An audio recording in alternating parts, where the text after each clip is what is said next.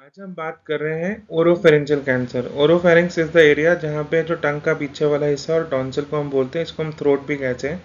India में throat cancer और oropharyngeal cancer काफ़ी है और काफ़ी एडवांस स्टेज में प्रेजेंट करता है।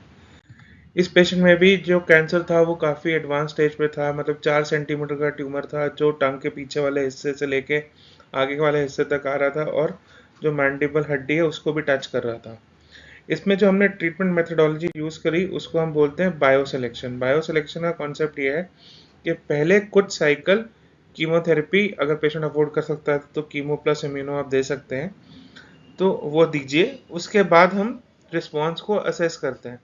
जो पेशेंट अच्छा रिस्पॉन्ड करते हैं उनको हम रेडिएशन या ट्रांसओरल रिसेक्शन के लिए फिर लेते हैं या उनको ऑफर करते हैं, और अगर नहीं रिस्पॉन्ड कर रहा तो उसको अप फ्रंट रेडिकल सर्जरी के लिए लेना है और करनी है। उसका रीज़न ये है कि जब हम सभी पेशेंट्स को रेडिएशन के लिए भेज देते हैं तो बहुत परसेंट चांस है, 30 40 50% के ट्यूमर जब रह जाता है, और जब ट्यूमर रह जाता है तो उसको फिर ट्रीट करना या ऑपरेट करना बहुत मुश्किल है।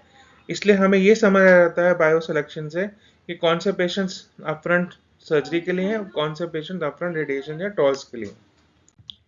इस पेशेंट में जो हमने कीमो दिया तो बहुत अच्छा रिस्पॉन्स नहीं आया, डिसेंट रिस्पॉन्स था, इसलिए इसको अपफ्रंट रेडिकल सर्जरी के लिए हमने प्लान किया।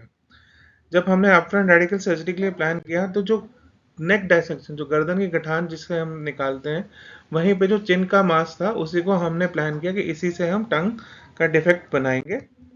और जो आप देख रहे हो कि ट्यूमर काफ़ी पीछे था, तो पीछे वाले हिस्से को निकालने के लिए हमने रोबोट को यूज़ किया। रोबोट से जो टंग के पीछे वाला हिस्सा है वो बिना हड्डी काटे हम आराम से पहुंच जाते हैं और कंप्लीट रिसेक्शन हो सकता है। तो रोबोट के बाद ये पूरा ट्यूमर निकल गया और मार्जिन्स क्लीन थी, और हमने जो चिन का मांस लिया उसी से हमने जो टंग है वो रिकंस्ट्रक्ट करी। इससे पेशेंट को खाने और बोलने में जो दिक्कत है वो कम होती है। Thank you.